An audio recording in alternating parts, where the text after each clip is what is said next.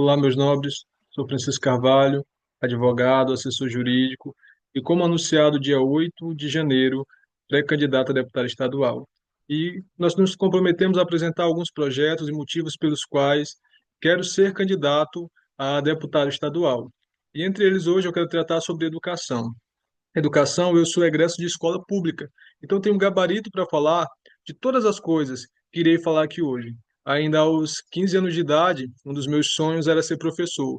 Ingressei no curso de magistério.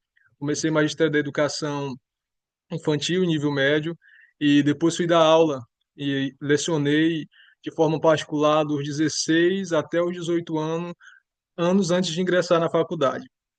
E então, educação para mim é um tema muito sensível e um tema do qual eu acho de extrema importância e relevância na nossa sociedade.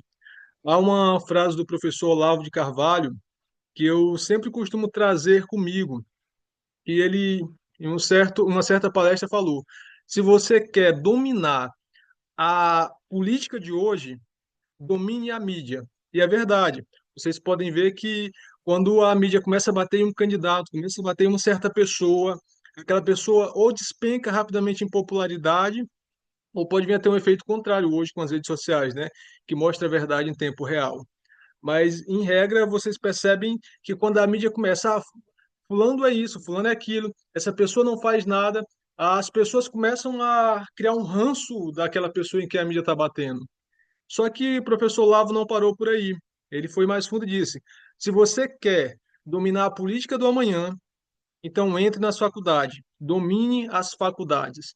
E eu diria mais: domine a educação. Porque se você dominar a educação, você vai conseguir dominar a mente das pessoas, você vai conseguir implantar, desde a mais tenra idade até o ensino superior, conceitos na cabeça das pessoas e que isso vai despertar ela para certas identidades políticas ou para certas apatias políticas. Então, é em respeito a isso que eu entendo que a educação deve ser o primeiro projeto de qualquer político, porque a educação ela pode ser um meio de transformar toda uma sociedade.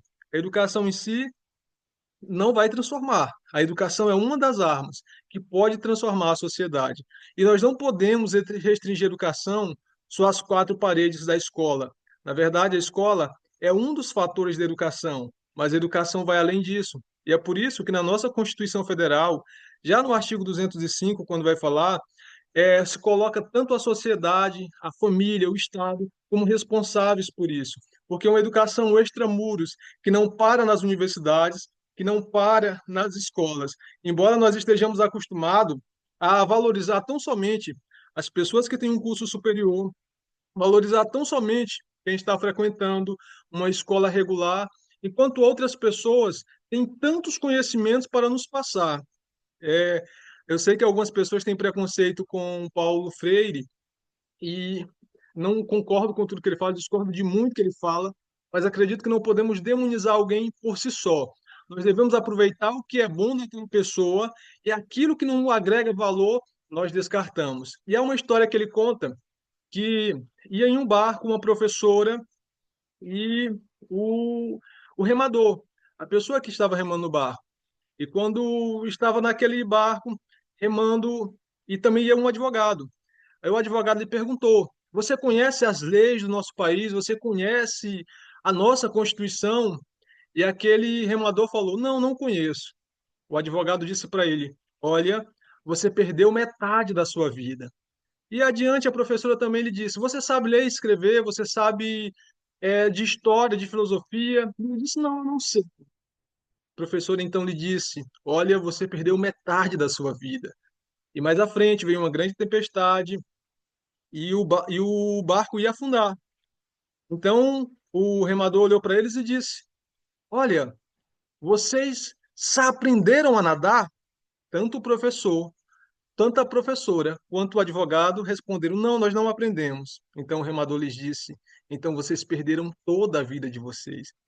E aí vem a moral da história: não há ninguém tão sábio que não possa aprender, e não há ninguém tão tolo, aliás, tão tolo que não possa ensinar nada. Todos nós temos algo para ensinar e todos nós estamos sempre a aprender. Profissões que hoje nós desvalorizamos são tão importantes quanto profissão que nós colocamos como sendo o ápice. Muitas pessoas, às vezes, vão desprezar um carpinteiro. Um carpinteiro, se dedicar na profissão, começa a fazer armários planejados, começa a fazer móveis planejados, que hoje é um valor de um valor elevado, e daqui a uns dias vira um grande empresário, uma pessoa de sucesso que vai estar distribuindo móveis para vários lugares. E fica tão rico quanto alguém que foi para a sala de aula, estudou medicina, passou 6 anos no curso de graduação, depois mais 2 ou 3 no curso de residência e se tornou milionário.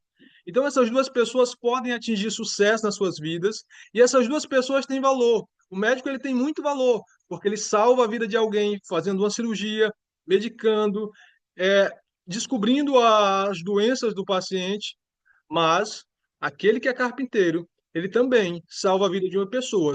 Quando ele faz móveis bem feitos, quando ele tem uma estrutura bem criada. Por quê?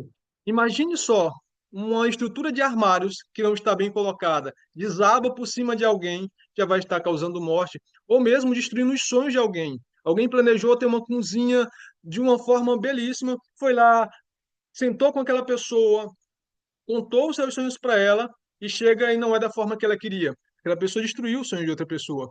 Então, todas as profissões possuem o seu valor. Nunca vamos achar que quem está em curso superior é mais importante que a pessoa que não fez um curso superior, porque cada um de nós exercemos o nosso papel na sociedade e temos certa significância. Ninguém é maior que ninguém. Esse é o primeiro passo da educação.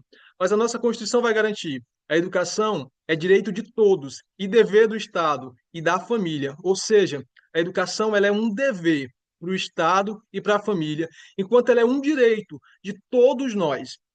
Ao mesmo tempo que eu tenho o direito de ter educação, de ter acesso à educação, eu tenho o dever, como pai, de proporcionar educação à minha filha. Eu tenho o dever, como membro da sociedade, de proporcionar educação na sociedade. Será promovida e incentivada com a colaboração da sociedade, visando o pleno desenvolvimento da pessoa, seu preparo para o exercício da cidadania e a sua qualificação para o trabalho. E uma outra questão, a educação básica ela é gratuita e ela é obrigatória entre os 4 e os 17 anos de idade. Essa aqui se restringiu à educação escolar. A criança, a partir dos 4 anos, tem que ir para a escola e tem que permanecer lá obrigatoriamente até os 17 anos de idade, que é quando vai concluir o ensino médio. Mas se você reparou no artigo 205 da Constituição Federal, ele vai dizer que a nossa educação, ela tem que preparar a pessoa para exercer a vida, a cidadania e a qualificação para o trabalho. Só que a nossa educação, da forma que é hoje, ela prepara os nossos jovens para exercer a sua cidadania, ela prepara os nossos jovens para o mercado de trabalho. Há uma discussão a ser feita. Porque hoje nós temos um sistema de educação que ele é muito maçante. Os alunos, eles vão para uma escola, ficam um atrás do outro, enfileiradinho, passam 4 horas ali sentado, vai ter pelo menos 3 professores ali ministrando aula de disciplinas diferentes. Caramba, esses professores vão ter no máximo ali 120 minutos, 2, 3 horários, para passar tudo aquilo, vomitar todo aquele conteúdo naquele aluno, que vai ter que absorver tudo aquilo e vai demonstrar que aprendeu em uma única prova de 5 a 10 questões no final do bimestre. Que educação perfeita, que educação brilhante. Aí o aluno está raciocinando naquela sala de aula. Não tem a menor condição. Isso é a maior hipocrisia que poderia existir. Não tem como um aluno, em um mesmo dia, vai debater 3 temas diferentes, que o professor mastigou durante, quem sabe, uma semana para chegar a espremer ali em uma hora. Às vezes, aquele professor passou o quê? 5 anos para aprender aquilo que está ensinando em uma faculdade, passou lá 5 anos, fez mais uns 2 anos de pós, fez mais uns 2 anos de mestrado, foi estudando, para agora exprimir na cabeça daquele aluno todo aquele conteúdo. Só que não é só ele. Vem pelo menos mais uns 3 professores naquele mesmo dia e vão tentar exprimir alguma coisa. Como eu posso esperar que esse aluno absorva alguma coisa naquele dia? Aí vem o professor e fala: não, mas ele tem que estudar em casa também. Aí em casa ele tem vários outros trabalhos para fazer, tem vários outros conteúdos para estudar. Será que é essa educação mesmo? Está preparando os nossos jovens para a cidadania, preparando os nossos jovens para o mercado de trabalho? E muitas vezes conteúdos totalmente que eles não vão usar para nada na vida. Eu não vou dizer desnecessários, porque não há nada desnecessário, mas que não vai ter relevância na vida daquela pessoa. E aí nós vamos ver no ensino fundamental 2 que ali são jovens de 11 até 14 anos, eles vão ter obrigatoriamente 8 disciplinas: português, matemática, ciências, e aqui as ciências da natureza vai incluir tanto biologia, física e química, vão condensar isso nessa ciência, nessa disciplina de ciências, vai ter história, vai ter geografia, vai ter artes, inglês e educação física. Primeiro, que o professor não vai ter tempo hábil para ministrar a aula como deveria.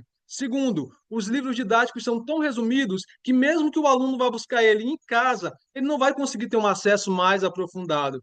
E terceiro, cada uma dessas disciplinas é ministrada por um professor diferente, que passou anos e anos estudando para se especializar naquela disciplina. Como eu quero que um aluno absorva tudo isso em um ano, em 4 anos ali, é impossível, não tem condições. E aí o ensino médio é pior ainda. Os jovens têm que decorar 11 disciplinas, as quais depois eles ainda vão prestar o Exame Nacional do Ensino Médio para poder entrar na faculdade.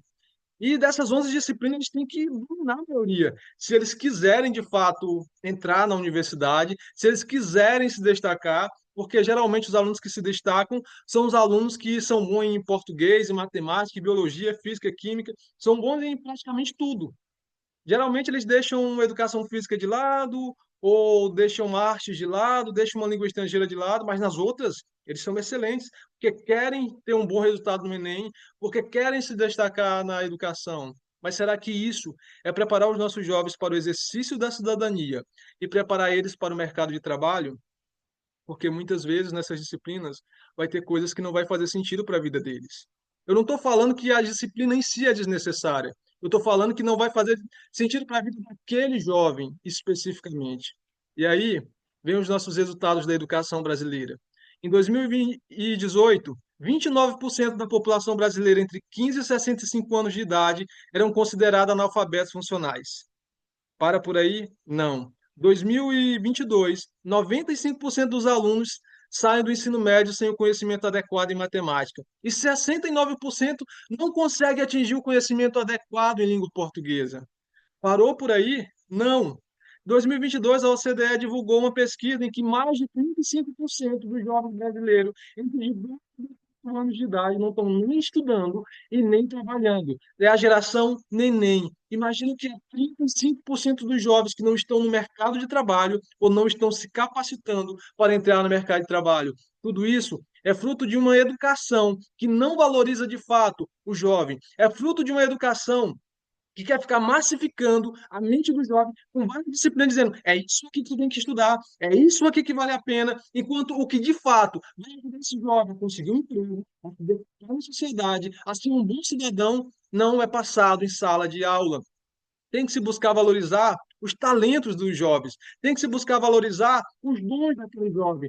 Tanto é que todas essas disciplinas são ministradas por um único professor, salvo nos lugares em que nem tem um professor para ministrar. Então, o professor de outra disciplina tem que se desdobrar para, além de ministrar a disciplina dele, assumir uma disciplina na qual ele não é formado para ministrar, porque acontecem essas coisas também na escola pública.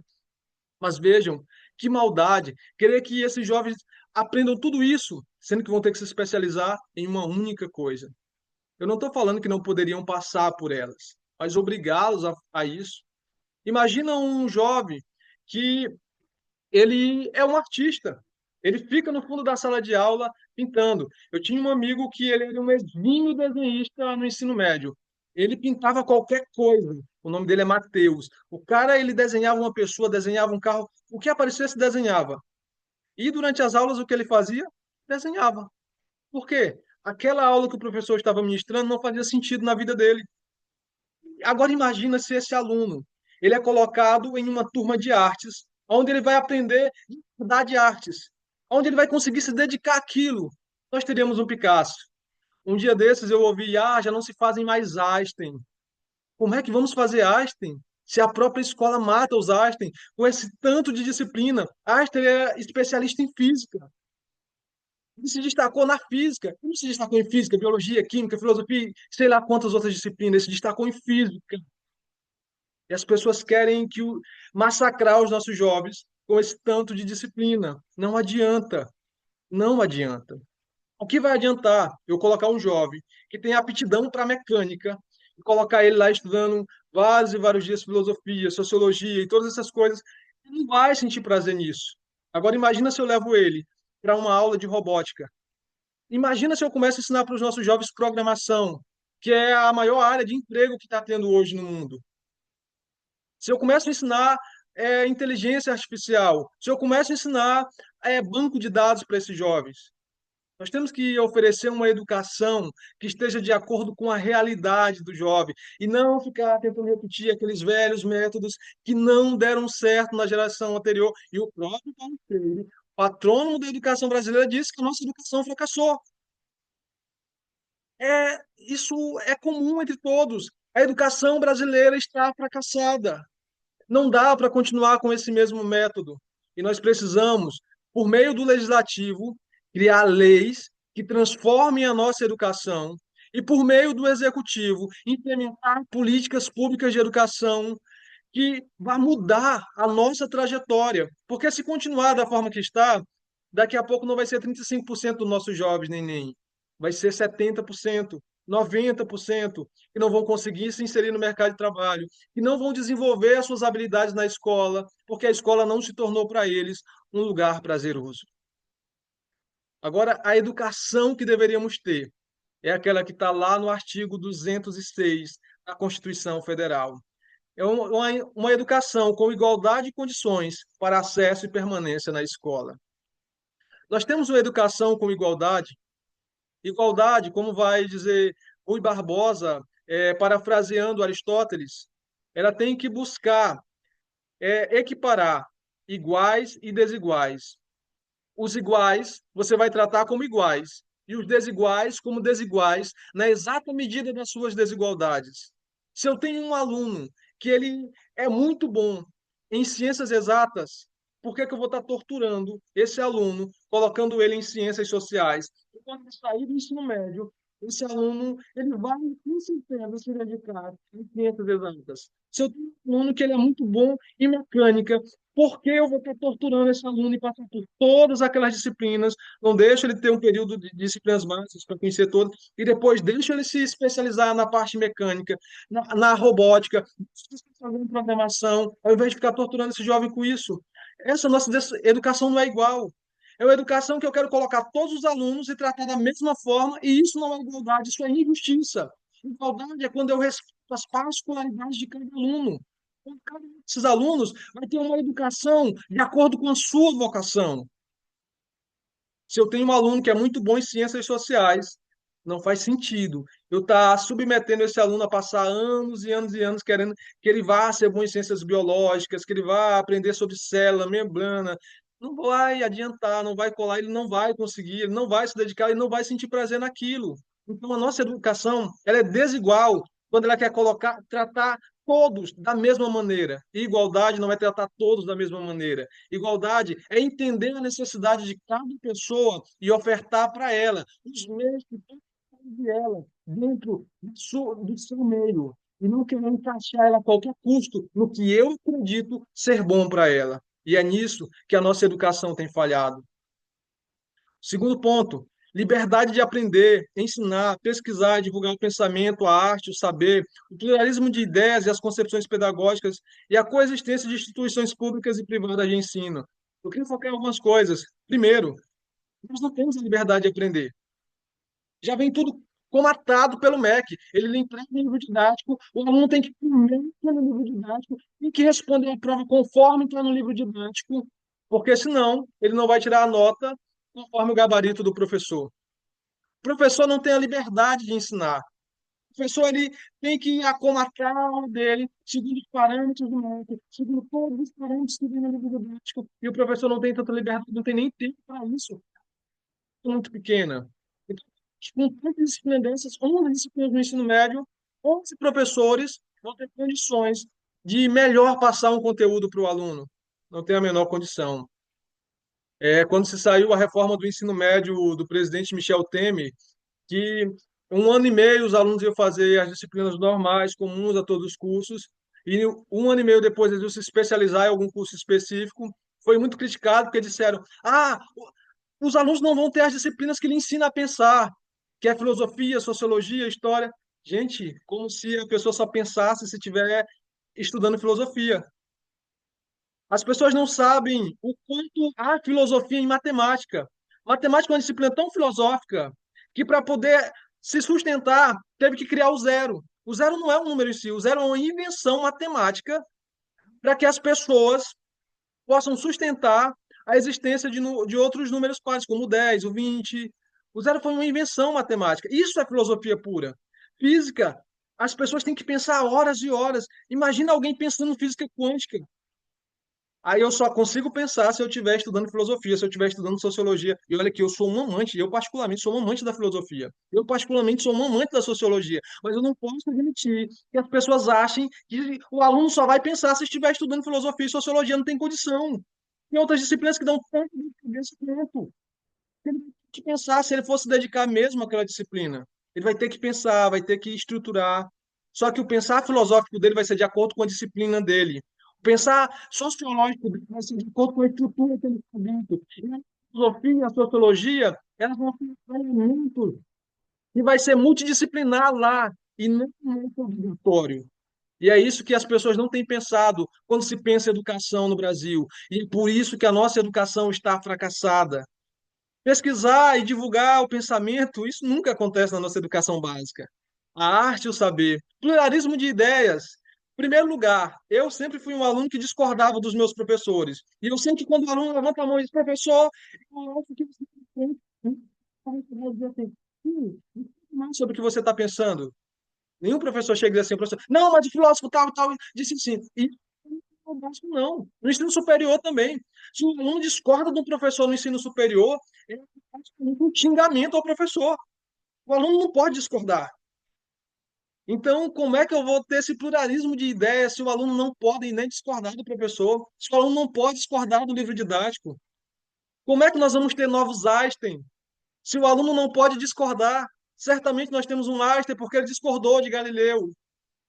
Nós só temos pessoas e ideias evoluindo porque discordaram de outros e por isso buscar na ciência e buscar outros meios. Mas hoje não. Eu trago o que eu acredito ser ciência, ponho diante daquele aluno e ele tem que acreditar cegamente naquilo, porque se ele discordar, ele vai ser colocado de lado nas instituições de ensino. É isso que acontece. E isso não é educação. E isso não é educação plural. Isso não é educação que valoriza as ideias divergentes. Então, como é que eu posso acreditar nessa educação? E é por isso que a educação brasileira fracassou. E eu não acredito nessa educação, em que o aluno não pode expor o que ele acredita, em que temos ali conceitos já fechados e o aluno tem que acreditar naquilo e ele não pode questionar de forma alguma. Porque é o que acontece nas nossas salas de aula hoje. É o que acontece. Outra garantia, garantia de padrão de qualidade. Não há nem como ter padrão de qualidade, com a quantidade de aulas que esse aluno tem que ter. O professor está preocupado em dar toda a disciplina dele. Depois, faz 5 ou 10 questões que não tem como ele avaliar se o aluno aprendeu ou não. Faz 5 ou 10 questões que ele não vai conseguir cobrar todo o conteúdo lá e são 11 professores. Aquele aluno vai passar a semana de revisão todinha se matando para decorar o que vai cair na revisão, o que caiu na revisão do professor e o que vai cair na prova, tentar pegar o básico ali para acertar o máximo de questões. E a gente não pode fugir de outra coisa que mais acontece muito clássico, porque o aluno ele não está preocupado em aprender, ele está preocupado em passar de ano. Então, como a preocupação dele é em passar de ano, ele vai usar qualquer meio possível, e entre eles a música. Então, como é que vamos ter padrão de qualidade numa educação como essa? Nós temos que ter uma educação que envolva os alunos, que eles vão sentir prazer de ir para a escola, que eles vão sentir prazer em aprender. Nós temos que ter valorização dos profissionais da educação. E quando eu falo de valorização, não estou falando apenas de salário. O professor precisa ser respeitado. O professor precisa voltar a ser o centro na sala de aula de respeito. Eu não estou falando que ele é o único que tem que saber, até porque os alunos precisam questioná-lo. E o aluno pode divergir do professor, mas o aluno não pode agredir o professor. O aluno não pode xingar o professor. O aluno não pode olhar para o professor e ver ele como igual. Ele tem que olhar para o professor como uma figura de respeito. E essa ideia que foi colocada no Brasil, de colocar uns contra os outros, colocar professor contra os alunos, está fazendo ter uma perda de respeito dos nossos profissionais da educação.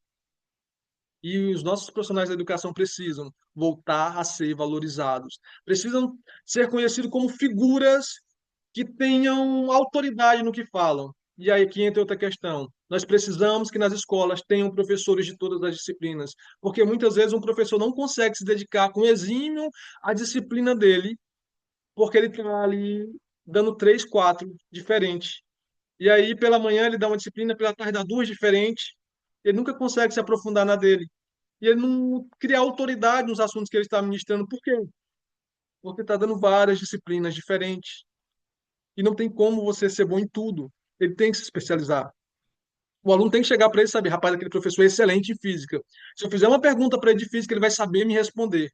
E aquele professor tem que poder se aprofundar no conteúdo dele. O Estado tem que proporcionar meios para que os professores cada vez mais se capacitem e sejam excelentes naquilo que fazem, porque eles têm que ser autoridade, eles têm que demonstrar autoridade intelectual e têm que ser autoridade formal também em sala de aula. Nós precisamos valorizar os professores. E o eixo que, mais uma vez, eu vou voltar: garantia do direito à educação e aprendizagem ao longo da vida, visando ao pleno desenvolvimento da pessoa, que eu culminei o artigo 206 também, que vai dizer, visando ao pleno desenvolvimento da pessoa, seu preparo para o exercício da cidadania e sua qualificação para o trabalho. Não é lígimo, meus queridos, encher os nossos jovens com todas aquelas disciplinas e achar que eles vão sair gênios do ensino médio. Vai continuar tendo aqueles números. Nós precisamos repensar o ensino médio. Algo que eu acredito, o ensino médio, no seu primeiro ano, ele deveria ter as disciplinas gerais, para que os alunos se habituassem e conhecessem todas elas.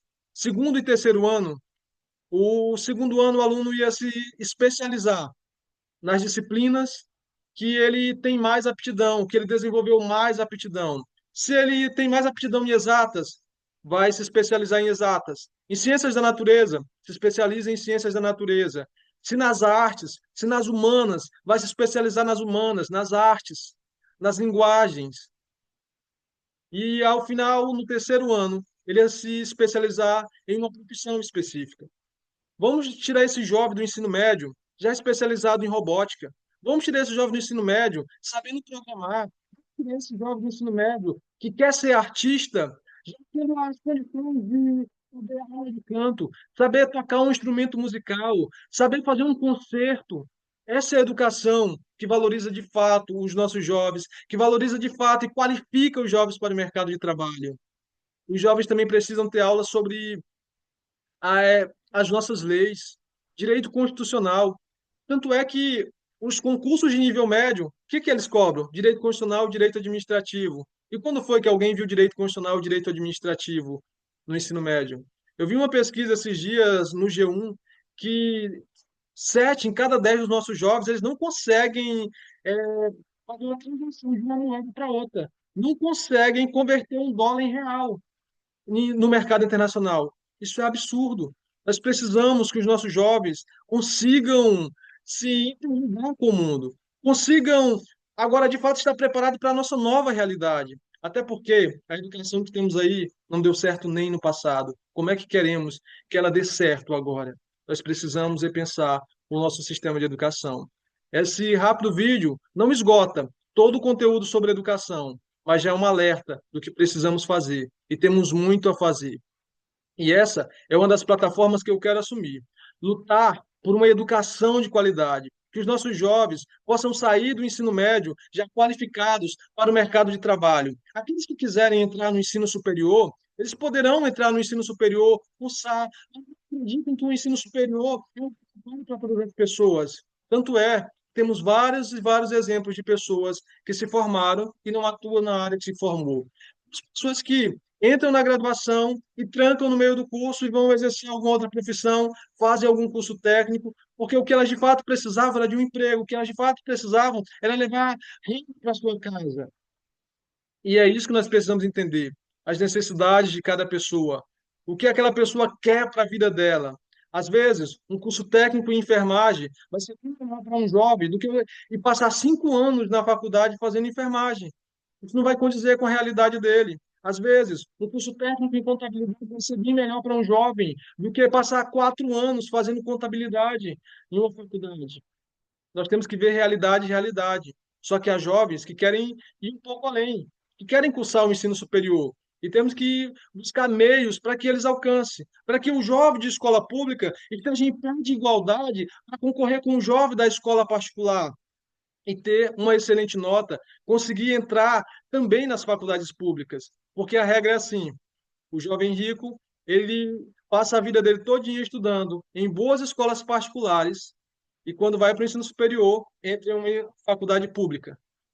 O jovem pobre, ele passa a vida inteira estudando em escola pública com péssimas condições em algumas situações, porque há escolas públicas muito boas também, e quando vai para o ensino superior, tem que ir para uma escola, para uma faculdade particular, como bolsista, porque provavelmente não vai conseguir pagar, ou então tendo que trabalhar o dia inteiro para conseguir estudar à noite, usando todo o seu salário para pagar a faculdade. Essa é a realidade do nosso país hoje, e é isso que nós precisamos mudar. Uma educação igual passa por essas preocupações. Uma educação igualitária, uma educação que se preocupa com os alunos, tem que passar por todos esses eixos. Boa noite, meus nobres. Estamos abertos para o diálogo, para construir esse projeto juntos e para apresentar novas ideias.